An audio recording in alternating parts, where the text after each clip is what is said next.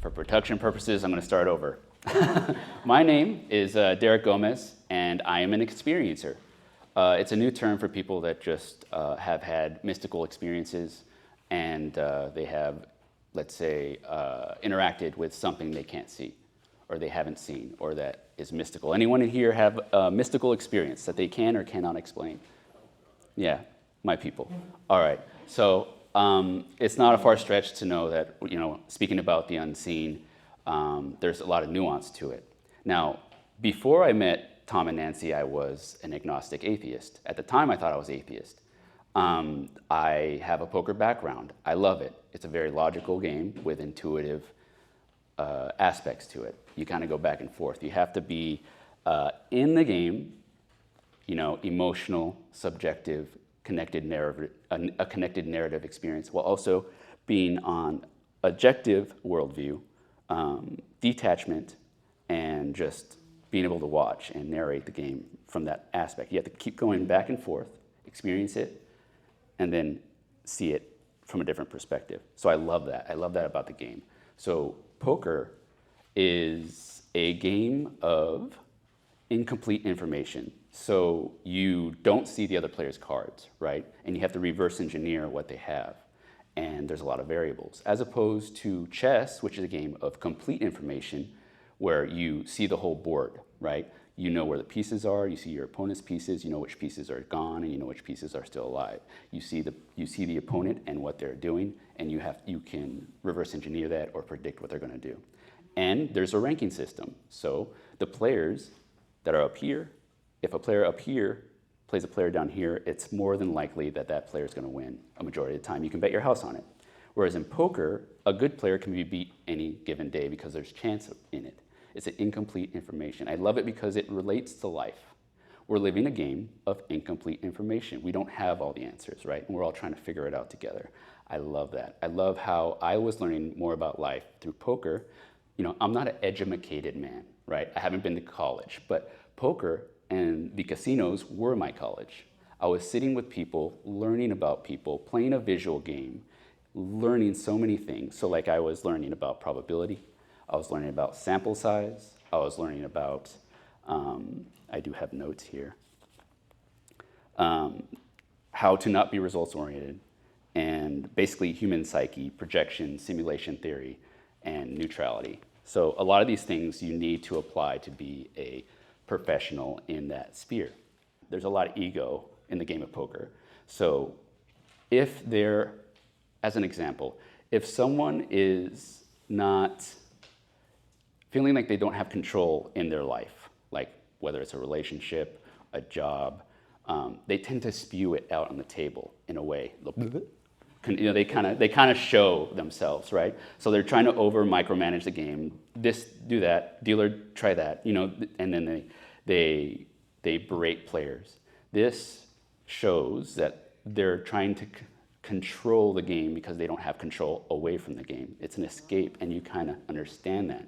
So when you are aware of the people, you can start using them to help you look inward. So what I did, and I didn't know I was doing this at the time. Now that I'm on this spiritual path, it's been 3 years. I've only been spiritual for about 3 years. I've only been aware of this stuff for about 3 years. So this has been a crash course, right? I'm trying to catch up to everyone's experience, and I'm like, give it to me. I want all the information. This is part of what I'm going to be discussing is spiritual discernment. We got information coming everywhere, and it doesn't matter the legitimacy of where it's coming. It matters about the resonance of what the information is, right?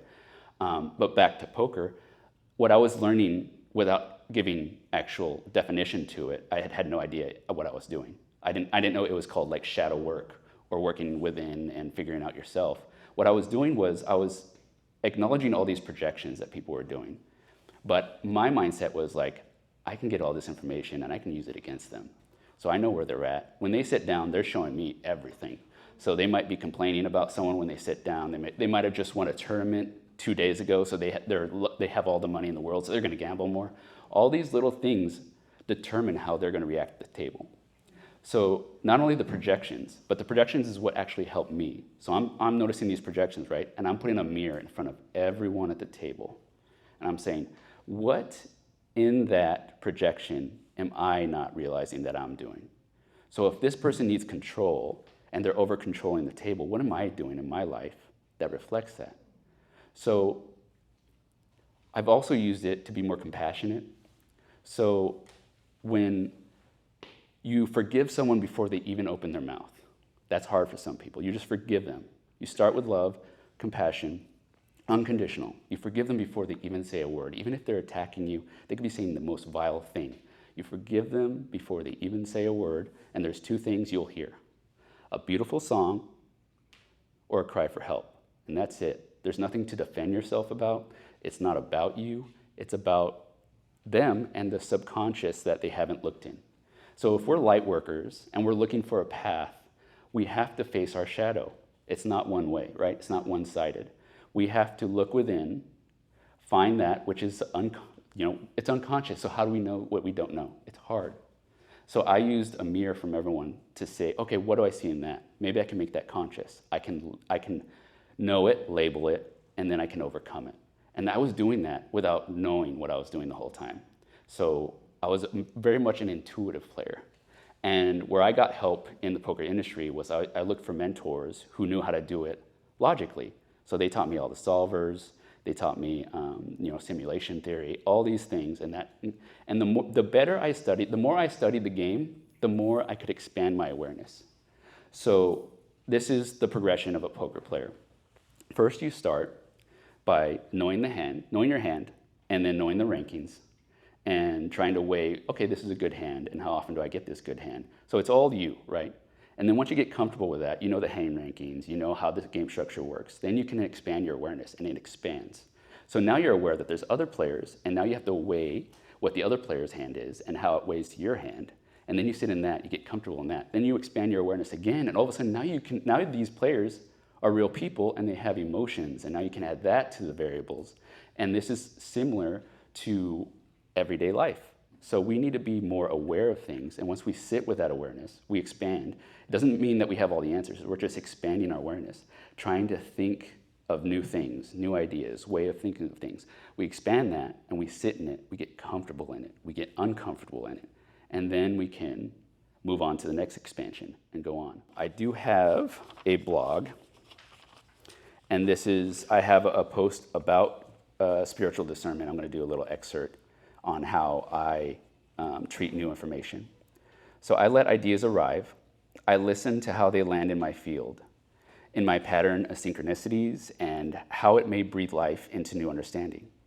I ask, does this expand my compassion, my integrity, my accountability, my presence with others? Or does it try to sell me specialness, hierarchy, escape, or bypass? I simply notice where it lands, how it begins to move through the collective, and how it connects with local synchronicities in motion.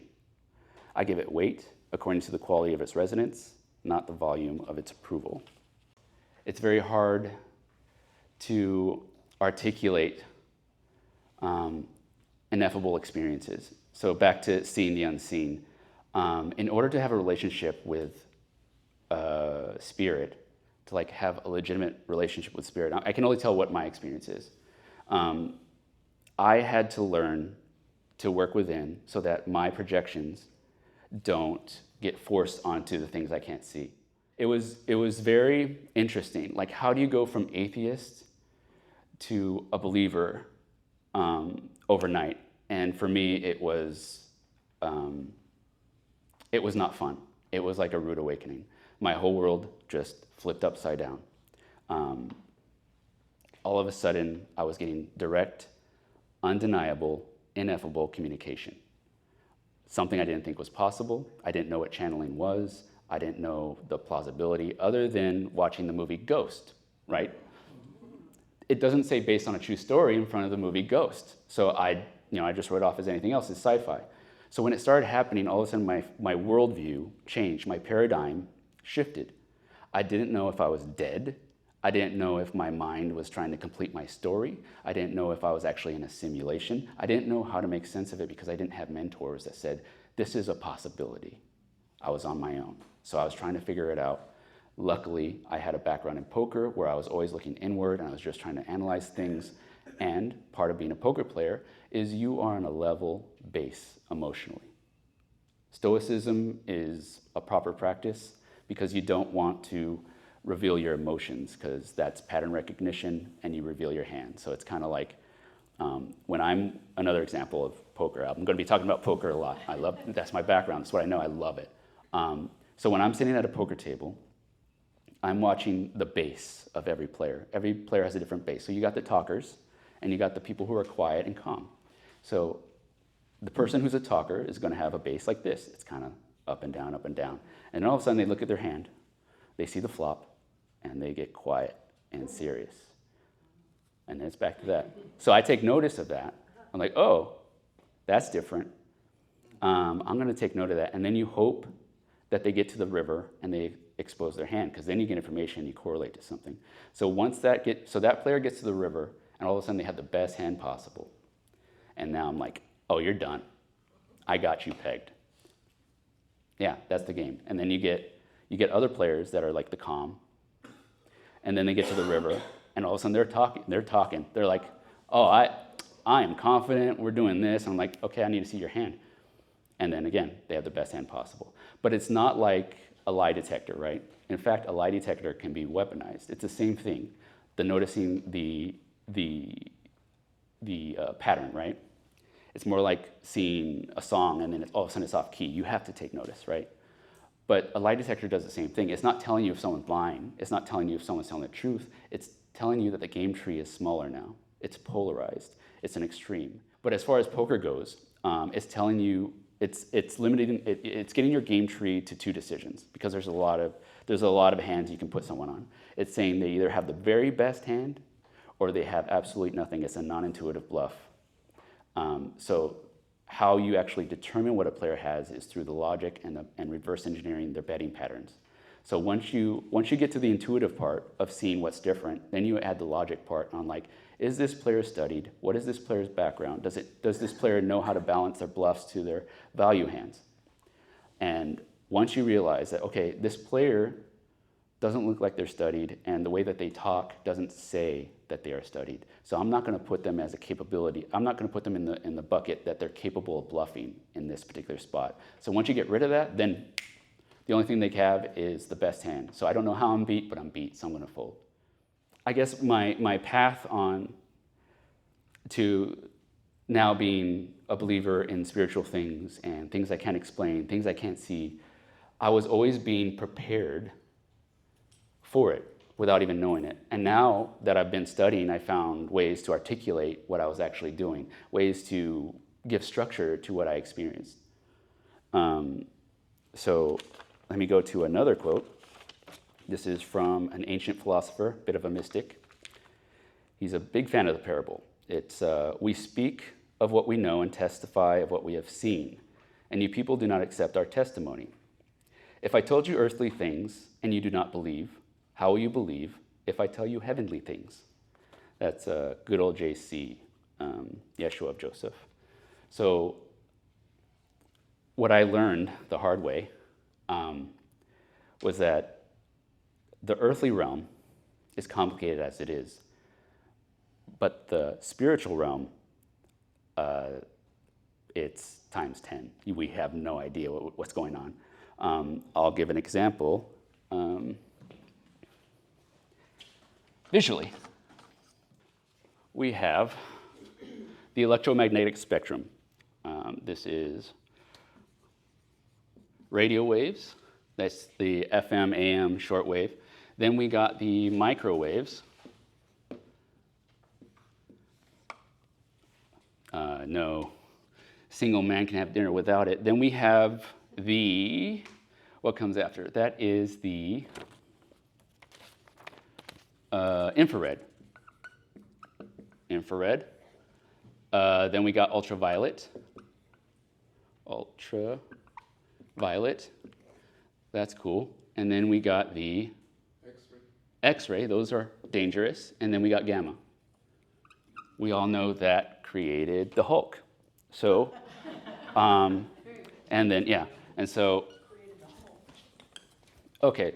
So that's a crude representation of the electromagnetic spectrum.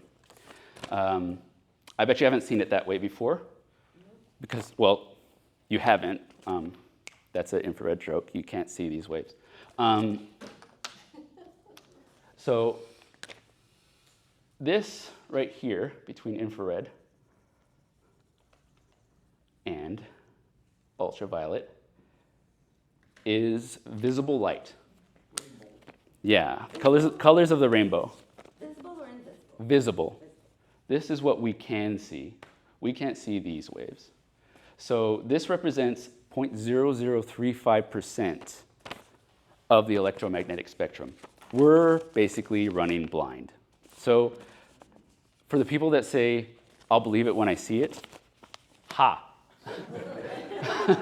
Good luck, because there's a lot of things that we just can't see. But we have data points that prove that these things exist. We got TV, radio, microwaves. We have tools that we can see infrared and ultraviolet. And then X-rays, we've all been to the doctor where they hide behind the shield while they zap you. And then gamma rays, our superheroes. So I think that's a pretty good representation that we don't really know what's going on. So we have to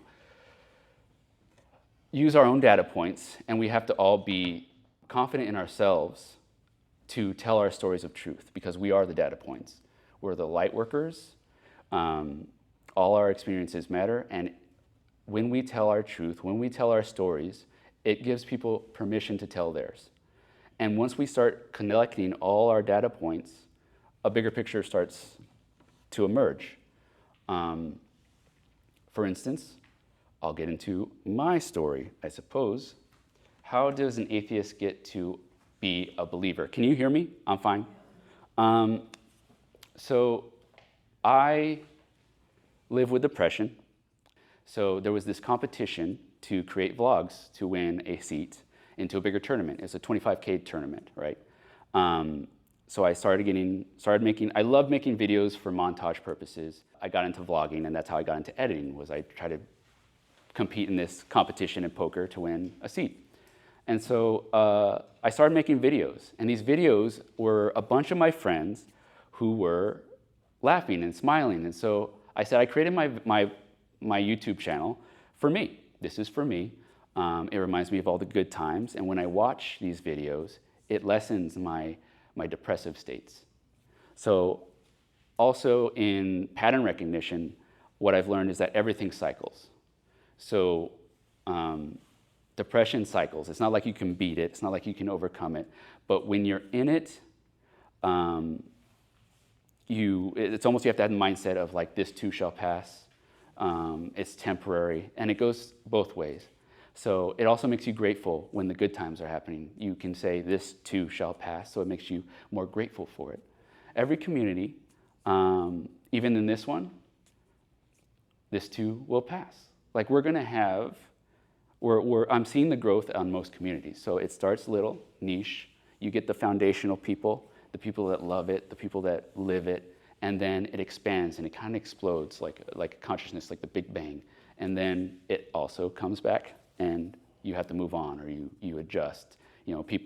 Life happens, it disperses. All my communities that I've been through, it kind of does that.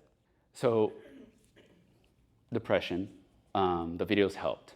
So my roommate at the time, who was also a poker player, he had this little thing called LSD. And and it's quite the eye-opener of a drug. People like to downgrade someone's experience if they were in an altered state. So whether it's hypnosis or the psychonauts out there, they like to downplay it. So I have a quote here. "We've been conditioned to preface our mystical moments with, 'I was completely sober,' as if altered states are the farthest point from truth rather than another doorway into it." And so I don't shy away from saying how the experience started, because what happened was real. And what happened, no one's going to tell me it didn't happen the way it happened, because I was there when it happened. So I was treating it with respect and ceremony. So I took the day off. I did one tab, and it was like most people say, it's kind of a ride up, and then you just kind of sit. And then the experience maybe lasts 8-9 hours, and then you kind of come down, and then you're good. So that helped me. Like, it helped me with my depression. It was like a reset. I felt oneness. Now, I have aphantasia. I don't know if anyone knows that. It's when you can't see anything in your mind. So it's a spectrum. It's not just like it's black, right? So I'm closer to that where you just can't see anything. Things are if I imagine things, it's very, like as an example, if I were to do a math problem, like 15 plus 25, by the time I'm doing 5 plus 5, the top number is disappearing. Like I can't see anything. Like it's like I have to count like this. But so having this experience, I'm not getting visuals. I'm just experiencing the oneness. I'm feeling good. It's a good reset. So that was my experience with LSD. It wasn't like I went on a wild trip. I went on a wild ride. I saw some things breathe a little bit. I always thought of it like, oh, these are different timelines overlapping. That was just my imagination and sci-fi way of looking at it. So I was comfortable with it. But my roommate, he's a bit of a reader, a bit of a philosopher. He took 2 tabs. That's what he did. So I decided, okay, this is after my divorce. And so like when I was, I felt like, okay, well now I'm in a position where like I can really, really jump in to this psychonaut kind of aspect. And if I really have to release myself, because a lot of it is like killing the ego. Have you ever heard of that? It's like you have to be willing to die, right? You have to be willing to let it all go, let it all burn down. And obviously this is metaphorically. There's also a saying in poker, it's from Amir Vahidi, like you have to be willing to die in order to live. It's part of a poker strategy. Like you have to risk it for the biscuit, as they say. So now I'm in it, right? I'm like 2 tabs, I'm risking it, I'm doing this, I'm all in, I'm a poker player. So I do the 2 tabs, and it's the same experience. I'm going up, and then right when I get right here, because when I'm going up, I have my headphones in, and I'm just laying down because it's a bit much, and it's like words are too slow, right? So I listen to instrumental music. And then once I get right here, I can go around, I can walk around, I can meditate. So I'm at my friend's house, and I'm staying there because someone paid it forward for him, right? So like a big name in poker, like he said, you know what, because he just ended a 10-year relationship. He's like, you can stay at my house, stay there as long as you want, get back on your feet, and you're good. So that guy did it for him, so he's doing it for me now. So I'm staying at his place. And like always pay it forward because it comes back. So I'm staying at his place, and I'm in front of this mirror, and I meditate. I sit down, cross-legged, just relaxing, listening to more music, instrumental. And I put it on random. So this song I never heard before comes on. It's called Bric-a-Brac. And the guy's name is Derek that made it. So once the beat changes, all of a sudden my hands start lifting, and I start channeling like a choreographed dance. And I'm agnostic atheist. And so this is something, quote unquote, outside of me that's all of a sudden showing me a dance. Like I'm being shown a dance. So choreography, quick, boom, boom, boom. The song comes slow to a close, and all of a sudden my arms are placed back under my control, and I have a tear running down my face, and all I can think of to say is like, thank you. I'm looking right at the mirror, I'm like, thank you. I get up, because I'm spry sober now, like this just happened, my heart's beating, I'm like, what just happened? My life just got flipped upside down. I didn't think this was possible. So I told some friends, also in the poker industry, pretty secular. They're like, cool story, bro. Record it next time. I was like, okay. But that's our mindset, right? It's like, okay, if it's not repeatable, it's not how are you going to prove it? So I do it a month later. I record it. It happens again. So I have it on my website. I recorded it. It happens similarly. The one thing that was different this time was that I could see it as a interpretive dance. So it was a communication through dance. I call it the consciousness dance. So I was not conscious 2 times. So what I remember is I came to, so I'm doing everything else, same way, repeatable. I'm up there. Now I can walk around, I go meditate. I come to, and I know the video camera's rolling, so I'm like, okay, it's happening again, this is cool. I'm trying to talk it through. And because I remember my previous experience, it kind of got wonky. So I was trying to remember, I remember it was somewhere over here when I did it, and so like it's kind of like, no, trust me, do it this way. And so like at a certain point, I was like, okay, I'll just let you do it. And I said, take control. And it's like, and then it did this thing almost like it was like, okay, now it's my turn, let me show you. So it's like, fine, all right, here we go. And so it starts doing it, and now it's doing it pretty well, and then it does this thing. And it's like, it literally, like it did it, like literally pulled my consciousness out of my head. So it's like, you can even see me go, and it goes, and it does like this, like it's making it swim, right? But what's even crazier is like after that, my movements became divine. I was not there. It was just like slow, moving my head this way, moving my head that way. And then you can see when I come back into the consciousness because it gets gwanky again. And I'm like, okay, I'm back. And then it's in a video if you want to see it. And that was interesting because when I rewatched it, there was a moment in time where the dance started, but I remember it starting when I was like, okay, it's happening now. But I was already dancing. So I was like, oh, I wasn't there. But I wouldn't have known if I didn't record it, right? So this is me being a secular guy, just being like, I need evidence. This is cool. This is like a science project. I just repeated it. Now I'm going to post it on social media and see if I can get any answers because I need someone to tell me what is going on. So I post it on social media. I get crickets, nothing. Again, because that's my circle. That's who I'm with. I'm with people who don't have that experience. I'm not with experiencers that be like, oh, that's channeling. You should talk to this guy. And like that would have been easy. That would have made my whole journey so much easier. But no one said anything. So I'm like, okay, I got to read everything. I got to check everything. Now, that's all cool. Like that's a psychedelic, quote unquote, trip, right? Everything went as it goes. You get the 8-hour experience and you're out. But that didn't end. So 3 days later, I woke up and my hands are moving. I am completely sober. My hands are moving. I'm like, okay, well, I got to record this and see what it is. So me being, I want to do this like as a science experiment. So I record and I'm talking to it. So I'm going to try this. I'm going to try to see, put this notepad, see if I can write anything, if any messages come down. So I do that. No messages come in. It's another dance. And so I didn't post that video, but I have it. So I'm like, okay, well, that was interesting. I wasn't on altering Jug. So I'm like, this is a new data point. So now, that was February 5th, 2023. Now, February 13th, I get a call to action in the morning. It's that direct, instant, now it's direct, undeniable, ineffable communication. Wake up. What? We got work to do. Like, what is going on? And they start telling me things, and I go on a wild journey in Las Vegas. It ends in a mental institution. I'm there for 7 days. But don't worry or sympathize on that because it was a journey. And the voice that was speaking to me made it pretty fun. So I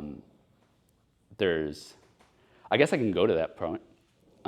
So I'm in the back of a cop car. Been there. Yeah, I told you, my people. So I'm in the back of a cop car. And this voice is saying, you're going to be okay. You're all right. Treat it like a movie. You're going to go to the hospital. You'll be gone in 7 days. You'll be out in 7 days. I'm like, that's pretty specific. 7 days. So now I'm in Vegas. My parents live in Southern California. At this point, no one knows where I'm at for 3 days. Bless you. No one knows where I'm at for 3 days. This has been about a week that I've just been out doing things that, having with my new best friend, right? And I'm like, so preface that, once I started getting communication, like I've been prepared for this. Like this is, okay, I'm getting to know whatever this is, we make an agreement. So I'm like, I don't know what you are, but I'm not hurting anybody and I'm not hurting myself. So if you're gonna test me or do anything, we're out, fail me, we're done. I was like, I got a thumbs up. So, because the only thing I knew about psychosis or things, people who hear voices, was like someone may have jumped out of a window or someone did that. So I'm like, I'm not doing any of that. And I'm not hurting anybody if you want me to think that this is an escape room or something. So that was the agreement. And I was like, okay, well, this thing is now agreeing with me. Okay, making agreements. So that's how it started. So that's why I felt like I wasn't going into anything bad, because I felt like this was loving and it understood me. So I was on this journey, and there's a point where I'm like, okay, maybe this is, we'll get back to the cop car. So I'm like, maybe this is my neurons firing on the fritz. I am going a little bit crazy. So I started getting doubt in this whole situation. And so it's like, I got an idea. Go to this gated community you've never been to. You'll know the gate code. I was like, okay, sure. So at this point, I had already thrown my phone out the window because it asked me to. It was a trust thing, right? So I wasn't like good at communicating yet. So the channeling on where to go, it was telling me where to go. It would be like my hand would just go this way. My hand would just do that. Okay, make it right here. Make it left here. So that's how I was navigating and going where I was supposed to go. But so now I went to this gated community. I went there and I said, you'll know the gate code. I was like, all right. It's like, just put your hand out, you'll know it. So I put my hand out, 3869 pound, it opens. I'm like, okay. So we make a U-turn. It's like, okay, now we can go. You trust this is real, let's go. And so we go. And within that time, I'm also staying at South Point. And again, I wake up and I'm running through this. There's a lot into this, and it's on my blog. I wrote it all raw and in the moment. None of anything I wrote on my blog is more than a month out from when it happened. So you get to see my experience in real time and what I thought of my experience in real time. It's like an inner alchemy trip. So, so again, I'm at South Point at this point, and it's wake up. We got work to do. And so I get dressed, take a shower, I start walking down, and they say, don't go to the elevator. We're going down the stairs. I was like, okay, we're going down the stairs. I go down the stairs, and I'm doing this all barefoot. I'm going down the stairs, and once I get to the second floor, there's someone lying crumpled on the floor as if they fell. And I'm like, okay, this is unfortunate. But before I can think anything, I'm guided to her back. I put my hands over her, and I'm like, what is going on? At this point, I don't know if anyone plays games, but there's certain checkpoints where you're playing the game, you're in control of the player, and then all of a sudden it turns into a movie, and you get to watch the movie. That's what this felt like. So like, nothing was going to affect this. We weren't going to mess up if I wasn't sure what I was doing. It was almost like I'm guided here, my hands are behind her back, and I'm like an observer. I'm like, what is going on? I take three deep breaths, and then a beat goes on. I'm crazy. I should be calling 911. And then she gets up, breath, and she's well. Like, I didn't check her pulse. I don't know if she was dead, but she was crumpled up as if she fell. And she, so she got up, and she was disoriented. I was like, you probably fell. You're okay now. And she's like, thank you, I appreciate it. And she just walked right back into the casino. And now I'm like, okay, what is going on? So like, I channel gate codes, and something worked through me to heal this person or to awake them. I don't know. It could be coincidence. Yeah. Thank you for laughing. She could have been a plant, knew everywhere I was going without a phone, and just showed up and played the part. I haven't seen her again, and I haven't told anybody what she looks like because I don't want to be played a fool kind of thing, If I see her, I'll know her. But these little things happen during the journey, and each one is like building confidence, a relationship with the unseen, while also trying to stay as grounded as possible. Like, what is going on? Like, I'm still thinking, like, I don't know if this is real. I don't know if I'm the same reality I was in. I don't know if I'm dead or not. I don't know what is going on. I'm trying to conceptualize all this. So now we can skip to the cop car. So now I'm in the back of a cop car, and this voice is saying, you're okay. You're all right. 7 days, treat it like a movie. You're going to be okay. So my parents, again, are in Southern California, Orange County, and I'm in Vegas, and their son is nowhere to be seen. He posted something on social media, which is alarming, and my friends called them, And they stayed at their place until everyone can find me. So they found me, and my parents are talking with the officer behind the car. And this is how the conversation is going. Because I heard the conversation from my parents told me what was going on. Ma'am, we got your son, it's okay. He was trespassing on someone's property. He parked in their parking lot. He parked in their driveway, went to the door, clicked on the ring button, said something prophetic, went back to his car, and sat there. Okay. He was good. The woman called a neighbor nearby. Her off-duty officer came by, talked to Derek, sweet guy, told us everything that he did for the day. So we're going to take him to the hospital. And my mom's like, okay. Now, we're going to have to keep you hidden over here because people in these suggestive states, they get triggered by seeing family members. He called you Mother Mary, and he thinks he's the second coming of Christ. Oh, well, hello, my name's Mary. That's probably what he meant. Okay, well, he says the voices are telling him he's the son of David. Oh, hello, I'm his father, I'm David. Oh, okay. Well, anyways, we're taking him to the hospital. So he's going to be all right. He's a good kid. So I'm in there, and I'm looking. They're not doing a good job of hiding. I see my parents, I'm like, okay. I hope they're okay. They look worried. I'm going to have time to tell them. I'm going to be fine. So they take me to the hospital, and I get really lucky. They're holding me there until they can get me to the state hospital to be evaluated and eventually let free. So my very first experience, because there's another one, my very first experience in the mental hospital was pleasant. There was maybe 20 spaces, booths, a bed, a TV, and it was quiet. There was maybe like 4 other people there, and we were fine, just like the voice said. But they also said, treat it like a movie. So I was just there. I was experiencing it in the moment, which means if you're going to be in a mental institution, play the part. So to break the time, sometimes I would dance. I was like, I got to stretch, so I just dance. I got my gown flowing. Woo! Just I'm just doing my thing. I'm enjoying my time, and everyone's nice, and I'm pretty grounded. And they'd come in and ask me questions every once in a while, like, do you have superpowers? I'm like, no. Do you, do you believe you are the second coming of Christ? I was like, I have no idea. And so, like, all these things are just normal. They give me books to read and all that stuff, and it's a decent experience.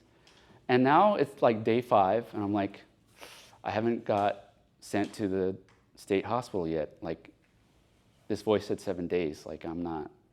Now I'm starting to get my doubts again. So day 6 comes, and then they tell me you're going to the state hospital. So all right, finally gonna get evaluated. Go to state hospital, and I'm there for a day. It's a bit colder, a bit larger, and they're like, you're gonna see the head doctor tomorrow. It's like, oh, okay, excellent. That's the 7th day. Hopefully this goes well. So, by coincidence, in walks in the doctor. I get my appointment. In walks in the doctor, and he's a poker player. I recognize him. So I'm like, this is going to go great. So we talk, and I tell him I'm in the poker industry, and we talk poker a little bit, and he asked me all the questions again. I'm grounded. I'm not erratic or anything like that. And he asked me all the questions, and then he comes to the big question, do you think you're the second coming of Christ? And I tell him the truth. I say, no. But in my head, I'm like, but these guys are having a fun time trying to convince me. But I don't say that because I want to go. And so He's like, all right, yeah, I don't see why you keep you here any longer. So he signs it, lets me go. Now, there's another tidbit on how time works with what I'm communicating with. So time goes by, and they tell me, first it's going to start with the poker industry. People who have interacted with you and were nice to you from the kindness of their own heart, they're going to have extraordinary luck or good fortune. I'm like, okay. Like a lot of this is just like, okay, I'll see it. You know, I'll see it when I believe it, right. Or I'll believe it when I see it. Right. So, okay. On the morning of my birthday, March 20th, that's spring equinox, I see a notification. Poker player and mother win at the same time in 2 different states. It was the doctor. Wow. The doctor won a poker tournament at the strike of 11:11, which probably, that's what they said. I'll get to that later. He won a tournament, and his mother won a tournament in California, a mixed game tournament, at the same time, the same day, so they ran a story. So I was guided to see that post, but like what I was interacting with was like, you're gonna see this, you're gonna like it, you're gonna see this. And I was like, what am I gonna see? So I see it, and I'm like, oh. And so once I look at it, they're like, look at the picture, focus on the picture. And I'm looking at the picture, focus on the picture, and then inspiration came. It's like, you gotta write it. I was like, I gotta write it? It's like, you gotta write it. So I'm like, oh, shoot. So I start writing. This poem comes in, and it's saying why it happened, right? I have that on my website. I don't want to take time to look it up and say what exactly happened, but it pretty much explained why it happened. And they said, this is how time works with us. You see, we could have told you that this was going to happen, or we can tell you about it afterwards. But people think it's magical if we say it before it happens. They call it prophecy. They call it predicting. But if we say it afterwards, it's subjective because we're telling you after the fact, right? I was like, oh, okay, time works differently this way. So let me give you another visual. There's a guy named Eric Wargo, and he talks about precognition, time loops. It's a book called Time Loop. So let me try to visualize it. This is a linear timeline. And let's say this is a moment in time, and this is another moment in time. We can call this one A, B, and this one B, A. So let's say this is, let's start with this one. This is someone inspired by Indiana Jones, an adventurer going on things, looking for things, and he finds something right here that changes the perception of the world, so it sends ripples right here. This is a local reality ripple. So this would be like precog. For instance, like if when the Twin Towers fell down, people got visions of it happening, right? So maybe that would be someone like right here within this timeline right here, and then they get a vision of the towers coming down, and they don't know what's the purpose of it. There was an artist who actually made a structure. He made a sculpture of planes going through his body like this, just all over the place. And he made a sculpture, and he got invited to go to the Twin Towers the day of the collapse. So it was a predictive thing, and he didn't make it, right? So it's kind of similar to that. Like, what is that, right? So this is like a local ripple. Now, let's say you can think of portals or you can think of whatever, but let's say it was something huge, like, and so he finds something, it changes the mindset of the world, it gets into the zeitgeist, this is like informational time travel. In order to understand time travel, first we must understand informational time travel. So this is like expansion of the mind. This is a hypothetical example to help us expand our mind. So now these ripples are coming like this. They go really far. And now they're kind of faint over here. But if someone's aware, they can pick this up and transmute it.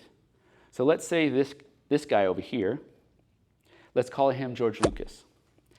He's in the zone. He's just searching for things, and he's like, I'm getting creative, and he just taps into this. And he gets a wild idea. All right, Indiana Smith. He's an adventurer. I'm going to try to get this done. He goes right here. First iteration falls through. No one really picks it up. He goes right here. He meets a guy named Steven Spielberg. He talks to him. He's like, Steven Spielberg's looking to make another James Bond movie. And George Lucas says, I got a better idea. Indiana Smith. Spielberg says, no, X-nay on the Smith. And then Lucas says, Indiana Jones. And then they just make the movie Indiana Jones. So right here, they make the movie Indiana Jones, and now we know the rest. It becomes a hit. It's in the zeitgeist.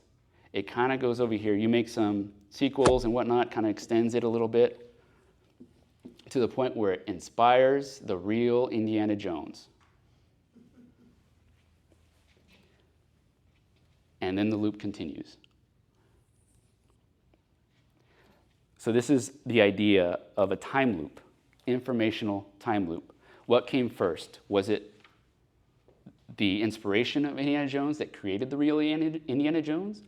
Or was it this moment that sent that all the way back like a precognition or a prophecy where someone picked it up because they were in the zone and communicating with the unconscious or the group consciousness, whatever's in the zeitgeist. So we can think about it that way. It's almost like, and this is kind of a faint example, it's like what came first, the chicken or the egg? It doesn't matter. I don't care because the egg and the chicken are here, let's take care of them both, kind of thing. So like what came first, once it connects, it's seamless. It doesn't really matter. So was it the real Indiana Jones that created the idea of Indiana Smith? Or was it the Indiana Smith that eventually created the inspiration for Indiana Jones to actually get out there and do it? So that's kind of the time loop theory that Eric Wargo has. So I started traveling and meeting experiencers and trying to make sense of everything that was happening. Because there's more to my story, but this is part of it. I started going, finding people who can find, so there's a guy named Chris Bledsoe. Like he had an experience with orbs, missing time, and part of what I was guided to focus on was the picture of the Salvator Mundi, right? They said, this is very important to your story. Study this art piece. It's important. So while I'm searching for ways to relate to what I had, I found Chris Bledsoe's book on the cover, the Salvator Mundi. So I'm like, I'm connecting the dots. So I start following him. And again, 3 years ago, would have never gave him the light of day. I'd be like, okay, just another grifter. But I was like, okay, I'm interested. I'm starting to resonate with this stuff. So I'm gonna go hang out with the Bledsoes and their family, and they have this meetup on the beach where they skywatch and they see these orbs and other mystical things. So before that, there's a friend who met the Bledsoes, a friend now, and he had an experience with him during the day. And then he came back to his house, and all of a sudden he's seen orbs everywhere. And he's filming them. He has a YouTube channel.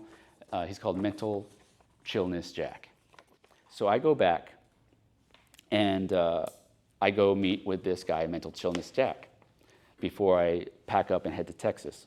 So I go see him, and he's down in Oceanside, and he tells me a story. So this is part of my journey. I love hearing people's stories, because I lived through something that was wild, and some people roll their eyes, some people are like, whoa, easy guy. But now I'm like, tell me. Like, I want to hear your story. I want to hear how it resonates. So I go to his place, him and Pia, that's his partner. And so I sit down with him. He's like, I meditate before I see all these things, and then we can turn on the camera, and it's showtime. So we meditate, and he's like, so right before showtime, there's this white bird, majestic bird that just flies across, and then it shows me, he calls it the lady, like spirit of the lady, like Holy Spirit. And he says it flies across, and then the show begins, and you start seeing things. And then at the end of it, the bird flies again, and the show's over. I'm like, okay. So we start meditating, and then he starts the camera, and sure enough, the bird, I'm like, okay. It's like the show's about to start. So now he's filming the camera, and I'm, again, pattern recognition. I'm like, oh, that seems anomalous. So he videotapes that. there. So it was just one after the other. And they could be satellites, but most of these aren't. Like, I know what a plane looks like. There's apps to see satellites. So like I'm seeing everything, and then I go, oh, there's a flying V. So I'm like, oh, like I know that from Mighty Ducks. So I'm seeing a flying V of birds, and he's like, those aren't birds. I was like, what? And so the birds start getting opaque, and then they start getting sharp, and then it just zooms and disappears. I'm like, what did I just see? He's like, that was a ship, but it was cloaked. A what? A spaceship. I've seen it nuts and bolts. I've seen it not cloaked, but I can't say that to anything. That's not what I saw. But that's what him and Pia said. They seen it, but this was opaque and cloaked. So I have to take, I'm taking the, I'm open-minded now. So I'm like, okay, but whenever I tell a story, I can't say that because that's not what I saw. I saw birds. Immediately I thought they were a flying V. Then they got opaque. Then they got sharp, and then they just zoomed off and disappeared. And he got that on camera. And so I'm like, oh, wow. And then it just keeps going. And then the bird, and he's like, all right, show's over. And the fog fills up the skies, and the show is over. And so I'm like, what world am I in? Like, what is going on? And so now I go and I meet the Bledsoes, and they're really cool. Like, they're chill. They do this a lot, and they're trying to spread the story on like these orbs. People are trying to put them in a bad light, but these orbs are similar to what I've been communicating with. Like, they're loving, right? They're always around you. You don't have to seek them. You just have to be humble and say, I'm willing to see you if it is your will. I'm ready. It's like they try to build you to not fear, right? Much like in the Bibles, fear not, fear not, fear not, fear not. Now you can label them whatever you want to label them. I don't use labels. I just experience, right? I'm not for labels. You call me something. You call me a poker player. I'm not that. I experience poker. You call me a channeler. I'm not that. I experience channeling. I am all of these things. I am none of these things. Labels mean nothing to me. I'm not defending them. I'm not a part of them. They're just pointing to things. So I can only tell you what I experience. These orbs, they're kind, and they will. If you ask kindly, like I have a friend who videotapes them now because I'm traveling the circuit of people that experience things, and she'll talk to them, and she's like, "Oh, can you flash for us or do something for us?" And immediately it's just like, flash, and then it stops, or they'll go really big and then disappear. That's not satellites. That's not. You can explain it away all you want. You guys are getting so dim on me.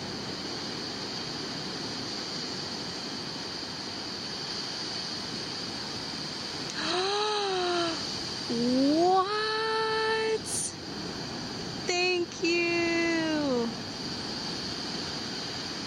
And there's that little orb you popped out.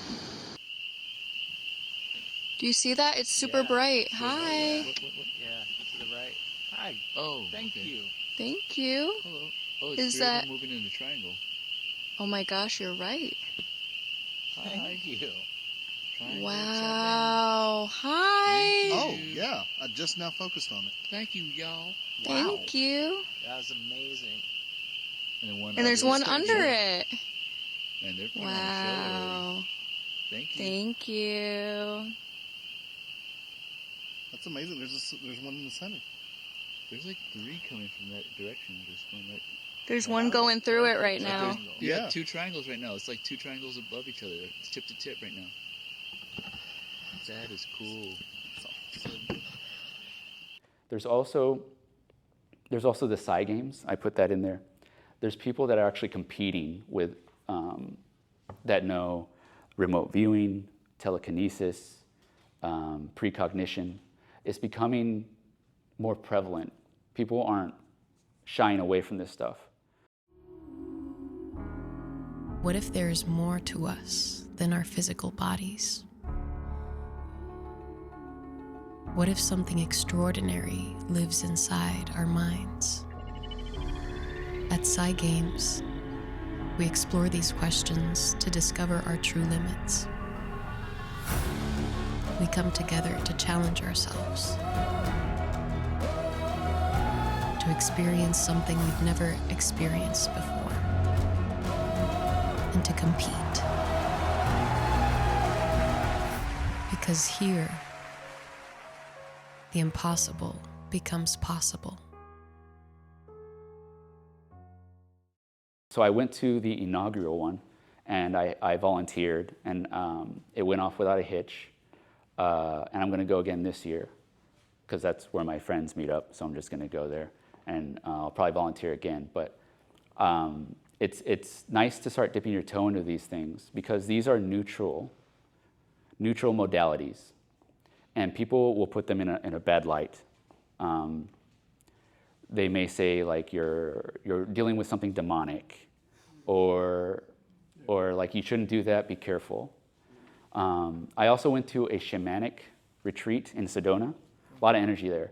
I spoke with a shaman, and she gave really good advice, because they do shamanic journeying. Everything in the earthly realm, it's nice to have healthy bartering, right? In the earthly realm, healthy bartering is fine.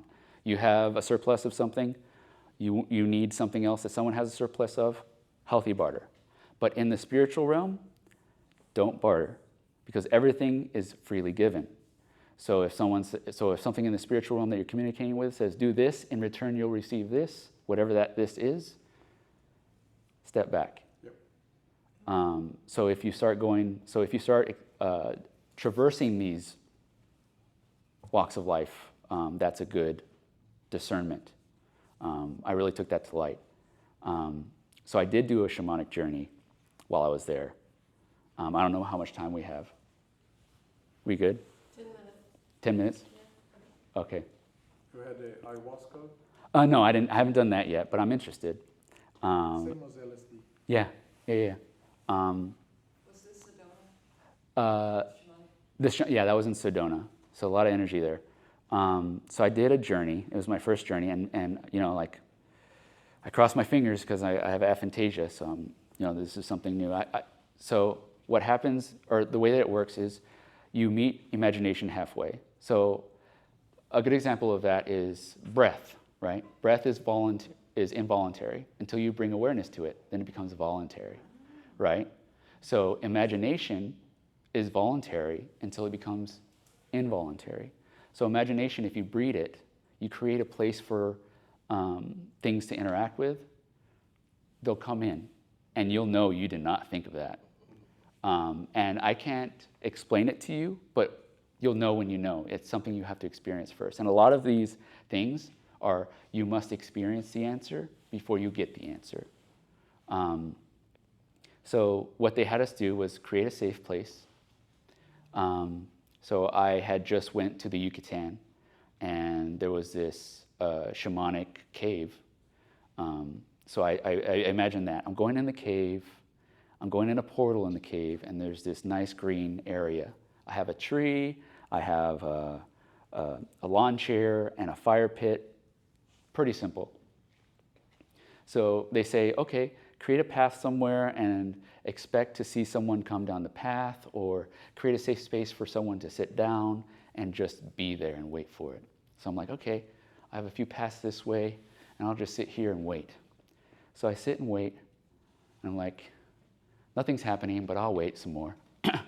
And then something comes out of the tree, like stop motion. Just, and it's two people that I've been following on YouTube, but they're two friends, right?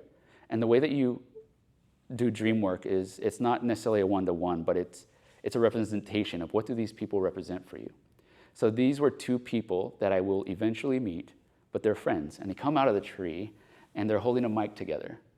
And this is very abstract. They come out of the tree, they're holding a mic together, they act like they're going to hand it to me, and then they put it in the ground, and the ground consumes it. They go back into the tree, and they're done. And I'm like, that wasn't me. I was expecting someone to come down this path. And so I'm like, okay, well, that was interesting, but what does that do? What does that prove? I did interact with something, so there's that confirmation. So later in that, in the day, at the end of the conference, they do the closing ceremony, and then the two friends, the guy who created the retreat and then his friend were there, they had a mic. And so they're like, okay, anyone who wants to talk about their experience, we're going to walk around and you can tell your story. Now, I went there alone because I'm traveling alone and I'm trying to figure this out on my own, and none of my secular friends are like, yeah, I'll do that. So I'm there alone and I'm like, I don't know if I should share my story, and it's getting closer, they're coming in, and like Spirit is like, you should share your story, you're publishing it, might as well share it. And I was like, oh, okay, I gotta do it, and then I was like, no, I'm not gonna do it. And so they pass and then everyone talks, and I was like, I probably should have done it. But I had forgot about the journey.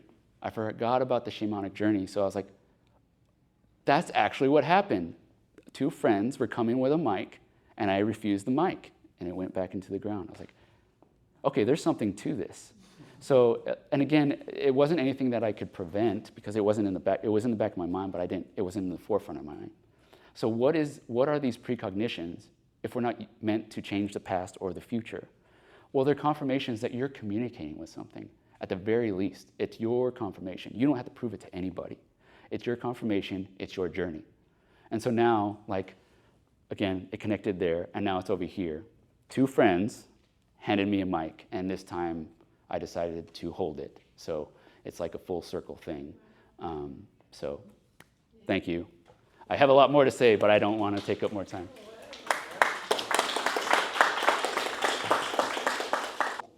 Will we stay longer? Will you tell us more? Maybe. I mean, you have to be like, once you start becoming aware of like the little miracles, the little things, you expand your mind, then you can actually start seeing like the bigger miracles, right? You can be aware of these things. In this handout, you kind of talked a little bit about like lucid dreaming or journaling. Is there ways to bring this into? Yeah, like so. I would start like Monroe Institute or like like I couldn't go into all of those things. Like obviously spiritual discernment, you have to trust yourself and work on yourself. But like what exactly are you asking? How to communicate with the unseen. Uh-huh. And how to Yeah. have more of an experience. Yeah. Well, I probably should have done that. Like the first way to start, like if you haven't really like built a relationship, a good way to do it is like dream work, right?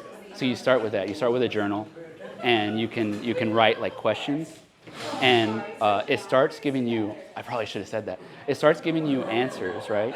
Or it starts communicating with you. So like that's the simplest way. Even Carl Jung will say like you can do all these things. They're all grand. They're all great. But if you just do dream work, that's all you really need because you get your guidance. So like you can ask questions, or it's kind of like if you're putting effort to meet it halfway, it'll give you more stuff.